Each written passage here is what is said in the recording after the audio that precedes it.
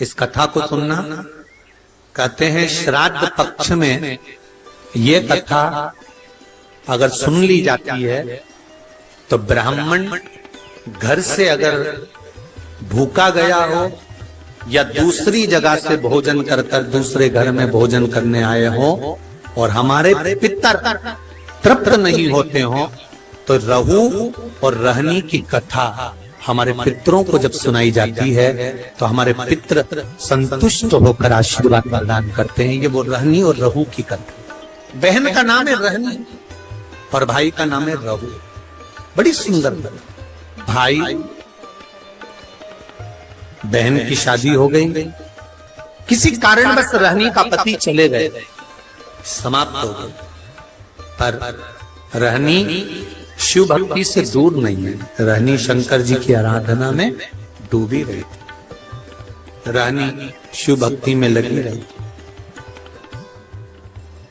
संपूर्ण आस्था चैनल के श्रोता, फेसबुक यूट्यूब के श्रोता और इस अशोक नगर के सभी श्रोता दिल से सुनिएगा। इस कथा को श्राद्ध पक्ष में अवश्य सुनना चाहिए। रहनी जिसका पति नहीं, घर में 2 बच्चे हैं, छोटे हैं बहुत, और ये रहनी और रहू ये दोनों बहन भाई हैं। रहनी के माता पिता भी नहीं है, सास ससुर भी नहीं है, पति भी नहीं है, केवल घर में 2 बच्चे हैं। लकड़ी संविदा तोड़ कर लाती है और उसको बेचकर देकर थोड़ा सा चना इकट्ठा कर अपने बच्चों का पेट भर देती। भाई रहू जिसकी धर्म पत्नी थोड़ी प्रीत था, ससुराल में कम थी। एक बात का थोड़ा स्मरण रहे अपने जीवन में। मेरा बेटियों से, माताओं से एक निवेदन पहले भी रहा है, आज फिर करते हैं कि जब आपका मंगल विवाह हो जाए, शादी हो जाए, विवाह के बाद में प्रयास करना कि इस शरीर को, इस मन को, चित्त को मायके से ज्यादा ससुराल में लगाने का प्रयास करना, तो कोई घर नहीं टूटे। रहनी अपने मायके से ज्यादा प्रीतता नहीं रखती। भाई रहू का बड़ा प्रेम था भाभी घर में। अब श्राद्ध पक्ष का समय आया, रहू ने अपनी पत्नी से कहा कि पिताजी को गए हुए समय हो गया, माता को गए समय हो गया, दादा दादी को गए समय हो गया, मैं गया का पिंड करने के लिए प्रयागराज, काशी गया, यहाँ पिंड देकर मैं पुनः वापस आऊंगा और शिव जी की आराधना कर कर अपन भजन करेंगे, कीर्तन करेंगे, स्मरण करेंगे। तुम एक काम करना, अपनी धर्म पत्नी से रहू कहता है कि किसी ब्राह्मण को बुलाकर मैं जहां जहां पिंड दान करने के लिए जाऊं, आप दादा दादी के श्राद्ध में, माता पिता के श्राद्ध में किसी ब्राह्मण को बुलाकर भोजन करा, किसी ब्राह्मण को बुलाइएगा, भोजन कराइएगा। जब ये सुना तो धर्म पत्नी ने कहा, सुनो स्वामी, ब्राह्मण को भोजन करने बुलाऊं और ब्राह्मण अपने घर में ना आए, उसका एक कारण था। जिस ब्राह्मणों के घर के पास रहू रहता था, रहू की धर्म पत्नी इतनी ज्यादा लड़ोकी थी, इतनी लड़ती थी कि जितने ब्राह्मण आसपास में रहते थे उनकी सबकी पत्नी से रहू की पत्नी का झगड़ा हो चुका। तो ब्राह्मण भोजन करने इसके घर में नहीं आए। रहू की पत्नी ने कहा मैं ब्राह्मणों को बुलाऊं और वो नहीं आए तो रहू ने जाते जाते कह दिया, काम करो, मेरी बहन और मेरे भांजा भांजी को भोजन करने के लिए बोला। सनातन धर्म के अंतर्गत एक भांजे को या एक भांजी को भोजन कराना मतलब 100 ब्राह्मण को भोजन कराने के बराबर है। सनातन धर्म की रीति है ये महाराज। एक भांजे को या एक भांजी को भोजन कराना 100 ब्राह्मण को भोजन कराने के बराबर है। तो तुम एक काम करो, मेरी बहन रहनी को बुलाओ और अपने भांजा भांजी को बुलाओ, क्योंकि भांजा भांजी छोटे हैं, अकेले आ नहीं सकते, उनको बुलाकर भोजन कराओ। अब पति ने कहा कि तुम उनको भोजन करा देना, और पति चले गया।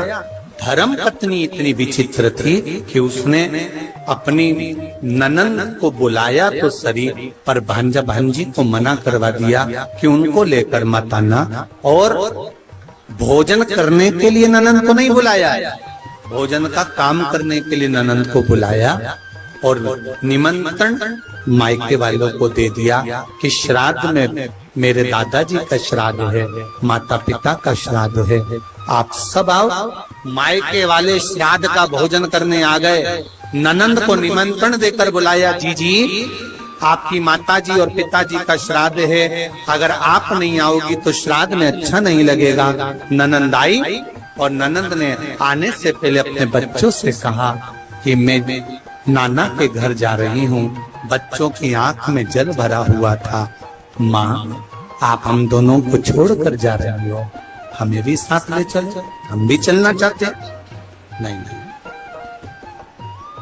तुम्हारे मामी जी ने केवल मेरा निमंत्रण करा है, मैं जाऊंगी, तुम रुको। माँ, 2 दिन से लकड़ी नहीं मिली, जलवृष्टि हो रही थी, लकड़ी नहीं मिल पाई तो बेच नहीं पाई। 2 दिन से अन्न घर में नहीं आया, हमें भोजन नहीं मिला। माँ, आज तू चली जाएगी, फिर भोजन कौन दे? बेटा बेटी कह रहे हैं, माँ 2 दिन से भोजन नहीं मिला है माँ, हम बहुत भूखे हैं माँ। माँ कहती है, तेरे नाना और नानी का श्राद्ध है, मैं जा रही हूँ, मैं मामी से कहूंगी कि बच्चे भूखे हैं तो भोजन दे देगी माँ। इसको नहीं मालूम था कि ननन को केवल काम करने के लिए बुलाया। रहनी गई, घर में पहुंची, बहुत मेला लगा हुआ था मायके का। खुश हो गई रहनी, आज मेरे माता पिता का श्राद्ध हो रहा है और इतने मेहमान आए। जब माता पिता के श्राद्ध में 10 ब्राह्मण, 20 ब्राह्मण, 25 ब्राह्मण भोजन करते हैं तो दुनिया की कोई ऐसी ननंद नहीं होगी जिसके चेहरे पर प्रसन्नता ना हो कि मेरे मायके में इतने लोग भोजन करते हैं, मुझे गर्व महसूस होता। रहनी की आंख में खुशियों के अश्रु आ गए। मेरे माता पिता कितने भाग्यशाली हैं। जो जैसा होता है उसके मरने के बाद भोजन भी वैसा ही होता है। जो मरा उसके हृदय में खुशियां रहती है ना कि इसको भी भोजन कराओ, इसको भी भोजन कराओ, इसको भी भोजन कराओ, इसको भी भोजन कराओ। ये जो मिला है ये आपका नहीं है, ये आपके पूर्वजों का है। अब रहनी वहां पहुंच गई। क्या जाकर देखा रहनी ने कि चारों तरफ महासुख ही सुख, चारों तरफ वहां पर आनंद ही आनंद है। रहनी ने जैसे ही पांव रखा, भाभी ने रहनी का हाथ पकड़ा और हाथ पकड़कर भाभी रहनी को सीधे रसोई घर में ले गई। और रहनी, सुनो, आपके माता पिता का श्राद्ध है, अगर बेटी भोजन बनाएगी तो माता पिता के श्राद्ध में माता पिता उसको प्रेम से ग्रहण करेंगे, लेंगे। बहुत समझने वाली बात है श्राद्ध पक्ष की। एक निवेदन आप सबसे करना चाहेंगे कि इसको जरा समझिए, इसको जरा जानना कि आप अपने घर में अगर नाना नानी का श्राद्ध कर रहे हो, भोजन बना रहे हो तो ठीक है, पर मायके में जाकर श्राद्ध का भोजन अगर बेटियां बना रही हैं, ससुराल से गई मायके और मायके में जाकर अगर बेटियां भोजन बना रही हैं तो वो श्रेष्ठ नहीं। मायके में जो भाभी हैं, भैया हैं, परिवार है, कुटुंब है, वो भोजन का निर्माण करे तो उसमें सुख का अनुभव होगा। पर भाभी ने कहा जी भोजन आपको बनाना है क्योंकि आपके माता पिता का श्राद्ध है, तो माता पिता प्रसन्न होंगे, माता पिता को आनंद की अनुभूति होगी, माता पिता आनंद में होंगे। रहनी ने कहा ठीक है, अगर मेरे माता पिता मेरे हाथ का भोजन करना चाहते हैं तो मुझे बनाने में क्या दिक्कत, मैं बना देती। रहनी ने भोजन बनाया। बेटी इंतजार कर रही है कि ब्राह्मण आएंगे मैं भोजन परोसूंगी, और ब्राह्मण आए तो मैं भोजन परोसूं, इसका इंतजार बेटी को हो रहा था। पर रहनी ने देखा ना कोई ब्राह्मण आया, ना कोई संत आया, ना कोई सदगुरु आया, ना कोई वहां भोजन करने के लिए पहुंचा। अगर वहां पर पहुंचे तो केवल भाभी के मायके वाले पहुंचे, जो सब भोजन करने के लिए लग गए, और रहनी से कहा गया कि इन सबको भोजन परोस दिया जाए। भोजन परोसा गया, सबने खाया। आखिरी में रहनी जब भोजन के लिए बैठी तो भाभी ने कहा जी हमारे गोत्र का श्राद्ध है, इसलिए आप इस गोत्र में भोजन मत करो। हमारे गोत्र का श्राद्ध है इसलिए आप इसमें भोजन ना करिए। रहनी को उठा दिया गया, तो रहनी ने पत्तल जो लगी हुई थी उसको उठाकर कहा क्या भाभी मैं अपने बच्चों के लिए, क्योंकि वो तो इस घर के भांजा भांजी लगते हैं, क्या उनके लिए भोजन ले जा सकती हूँ? रहनी ने जब पूछा तो भाभी ने कहा नहीं दीदी, ये जो बचा हुआ भोजन जब एक पत्तल में लग जाता है तो हम इसको बाहर नहीं भेजते, आप रखे रहने दो। माँ रहनी रोती रोती अपने ससुराल पहुंच गई। आज दिन भर माँ मायके में लगी रही तो लकड़ी लेकर नहीं आई और बच्चों का पेट नहीं भरा। बच्चे 3 दिन के भूख से बिलख रहे थे, आंख में आंसू थे। माँ भी आज रो रही थी कि जिस मायके में बेटी जाती थी कभी माँ बाप उसको भूखा नहीं आने देते थे, और भूखा तो भूखा, कभी माँ बाप उसको खाली नहीं आने देते थे, कुछ ना कुछ रखकर अवश्य भेजते थे। आज वो मायके से भूखी भी गई और कुछ भांजा भांजी के लिए भी नहीं दिए। रहनी ने विचार करा कि मेरे परिवार में मेरे बच्चे भूखे हैं, क्या करूं? रो रही है, आंख से आंसू निकल रहा है, बच्चे माँ की गोद में आकर बैठ गए, माँ कुछ खाने का दे दे। माँ ने कहा एक काम करती हूँ, मैं पड़ोसी के यहाँ जाती हूँ, और रहनी पड़ोसी के यहाँ गई। पड़ोसी के यहाँ जाकर हाथ जोड़कर कहा मेरे बच्चे भूखे, क्या थोड़ा सा भोजन मिल सकता? पड़ोसी ने कहा कि भोजन तो था, पर अब भी हमने गाय माता को दे दिया, अब भोजन बचा। रहनी रो रही, रहनी की आंख में जल, और रहनी रोती रोती आंखों में जल भरी हुई घर पहुंच गई। बच्चे बिलख पड़े, माँ भूख लगी। बच्चे बिलख रहे थे। भाई रहू गया जी में जो पिंडदान कर रहा था, जैसे ही पिंड बनाए, पिंड सारे के सारे जितने थे वो काले पड़ गए। उसमें काली तिल भी नहीं डाली तो भी काले पड़ गए। पिंड दान करा। पंडित जी से पूछा ब्राह्मण देवता, मैंने पिंड दान करा, पर ये पिंड जो बनाए गए हैं ये सारे के सारे काले पड़ गए हैं, इन पिंड का काला पड़ना क्या कारण? ये पिंड काले क्यों पड़ गए?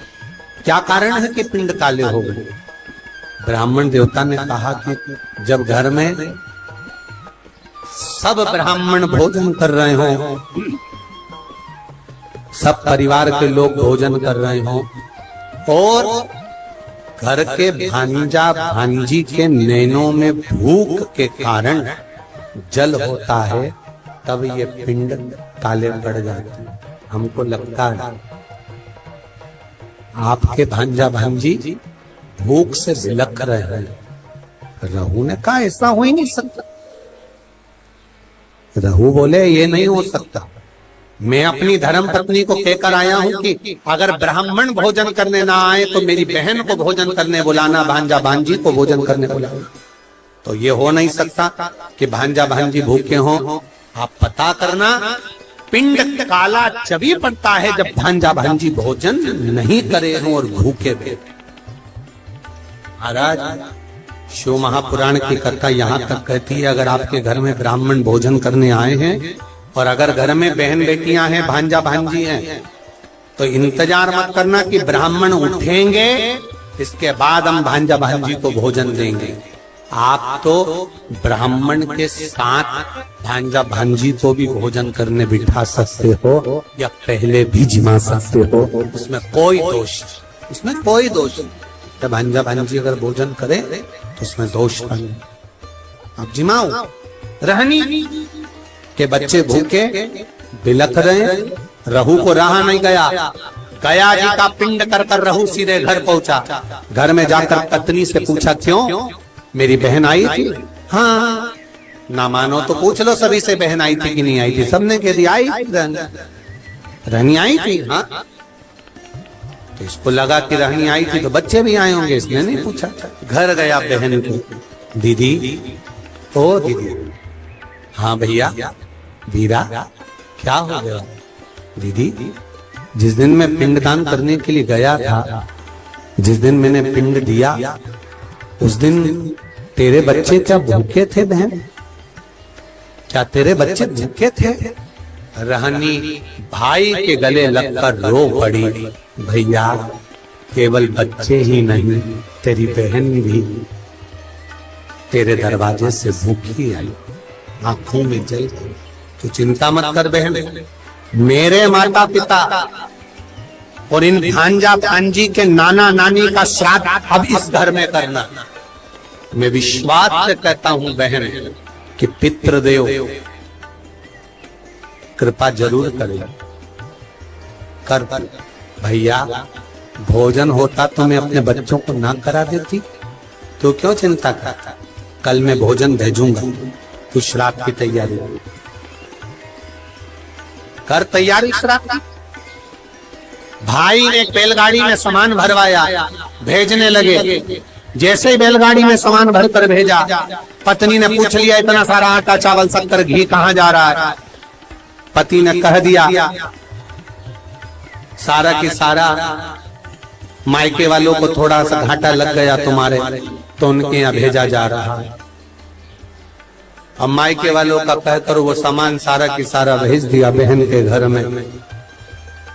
बहन के घर में सामग्री तो पहुंच गई, पिंड की श्राद्ध की तैयारी हो गई। भोजन करने के लिए ब्राह्मण संत साधु भी आ गए, भोजन किया। जब आखिरी का दिन था, अमावस्या का दिन, आर्यमा स्वामी जब पितरों को लेने के लिए आए, सब पितर इकट्ठे हुए। सबसे पूछा गया, आपको श्राद्ध पक्ष में अच्छे से भोजन तो मिला? आर्यमा स्वामी सबसे पूछते हैं, सबको भोजन तो मिला? सबने हाथ ऊंचे कर कर कहा, आर्यमा स्वामी, हम पितरों को अपने अपने घर में भरपेट भोजन मिला। पर रहनी के माता पिता की आंख से आंसू बहे। रहनी कि माता पिता की आंख से आंसू बह रहे हैं। रहनी के माता पिता रो रहे थे तो पूछा, पितरों के स्वामी आर्यमा ने, क्या बात है, आप रो रहे हो? आपकी आंख में से आंसू गिर रहे हैं? क्या हुआ, क्यों रो रहे हो? रोने का कारण क्या है? कहा, मेरे बेटे के घर गई थी भोजन करने के लिए, पर वहां तो मायके वाले जिम रहे थे तो भोजन नहीं मिला। पंचमी का श्राद्ध था हमारा, हम गए थे, भोजन नहीं मिला। तो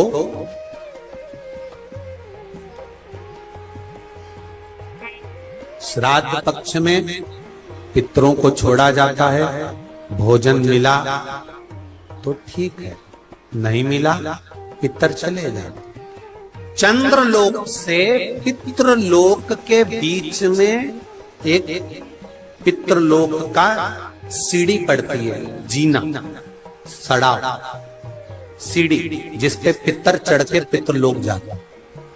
उस सीढ़ी पर कौन रुकता है?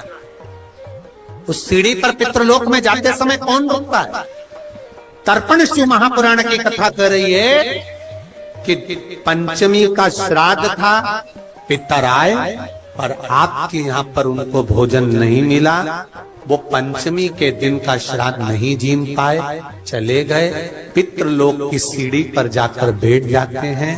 अंदर जो पितर जाते हैं, वो पितर जब अंदर जाते हैं, जाने के बाद बात करते करते जाते हैं कि हमारे बेटे ने हमको खीर खिलाई, हमको पूड़ी खिलाई, और उनके मुख से जो राल टपकती है, तो जो पितर भूखे रह जाते हैं वो पूरा साल उनकी राल को चाटते हैं और बद्दुआ देते हैं कि हमारे बेटे 5-5, 4-4, 3-3, 2-2 इतने बेटे और हमको भूखा छोड़ दिया। तो वो बद्दुआ देते हैं, जिसके कारण बस पितृ दोष होता है। और फिर ब्राह्मण देवता कहते हैं कि ये पितृ दोष हो गया। पितृ दोष क्यों हुआ? क्योंकि वो भूखे रहे। तुम रो रहे हो? हाँ, मेरे बेटों ने भोजन नहीं कराया मुझको। मेरा बेटा चले गया था गया का पिंड करने के लिए, बहू को कह गया था कि भोजन करा देना, पर भोजन नहीं मिला मुझको। फिर हमारी तिथि निकल गई। मेरा बेटा आया, बहन के घर, बेटी के घर में उसने भोजन बनवाया तो हमारे निमित्तार्थ भोजन कराया। तो रो क्यों रहे हो? तुम्हें अमावस्या के दिन भोजन तो मिला ना, तुम्हें रोने का जरूरत क्या है? क्यों रो रहे हो? पितर कह रहे हैं, रो इसलिए रहे हैं कि बेटी के घर का खाया है। अगर शास्त्र कहता है कि बेटी के यहाँ का खा लो तो बैकुंठ निवास नहीं मिलता, तो हमें क्या निवास मिलेगा? शिव महापुराण की एक बात अच्छे से सुन लेना। अगर बेटी कमा रही है, बेटी समझदार है, आपने बेटी को अपने पांव पर खड़ा करा है और बेटी में विद्वत्ता है, और बेटी अगर कमा रही है, समझदार है, उसको कमाने के लायक तुमने बना दिया, या बेटी का घर तुमने अच्छा ढूंढा, जमाई अच्छा ढूंढा, लड़का अच्छा ढूंढा जो बेटी को स्नेह वश रखता है, तो ऐसी बेटी के घर का खा भी लोगे तो नरक नहीं जाओगे। बेटी प्रसन्नता में, बेटी प्रसन्नता में खिलाती, बेटी के घर का भोजन। हाँ, मैंने किया है, तो मैं पितृलोक में कैसे किसको मुंह दिखाऊंगी? मैं पितृलोक में कैसे जाऊंगी? कहा आर्यमा स्वामी ने, घबराओ मती, तुम्हारी बेटी के घर में तुमने भोजन किया है, पर बेटी के घर में भोजन किया तो वो भोजन तुम्हारे बेटे ने ही भेजा था, बस धर्म पत्नी को नहीं बताया था। पहुंचा तो था, चिंता ना करिए। बेटी के घर में श्राद्ध हुआ है तो भांजा भांजी ने नाना नानी का श्राद्ध करा है। सनातन हिंदू धर्म में जब गया जी में पिंड देने जाते हो, तर्पण करने जाते हो, पिंडदान करने जाते हो, तिलांजलि करने जाते हो, तो आज भी सनातन हिंदू धर्म में माता पिता के नाम के साथ में, दादा दादी के नाम के साथ में पूछा जाता है नाना नानी का नाम। बोलो सही है कि गलत है? नाना नानी का नाम बोलिए, पर नाना नानी का नाम बोलिए, वहां बुलाया जाता। नाना नानी के घर का भी अगर भांजा भांजी अगर कर रहे हैं, श्राद्ध पक्ष मिलेगा अवश्य। तो क्या हमें भोजन मिला है? हाँ, हम आशीर्वाद दे दें। रुको, रहनी शाम के समय दिया लगाने आई हूं, उसके बच्चों को ले कुछ ऐसा दे देना, कुछ ऐसा दे देना कि रहनी को लकड़ी नहीं बेचना पड़े और बच्चों को भूखा नहीं देना पड़े। रहनी शाम को दिया लेकर पहुंची घाट पर, जहां पर पितृ जल का प्रतीक्षा कर रहे थे, पानी पीने की तैयारी में थे, और पिता पानी का आचमन कर रहे थे। आर्यमा स्वामी ने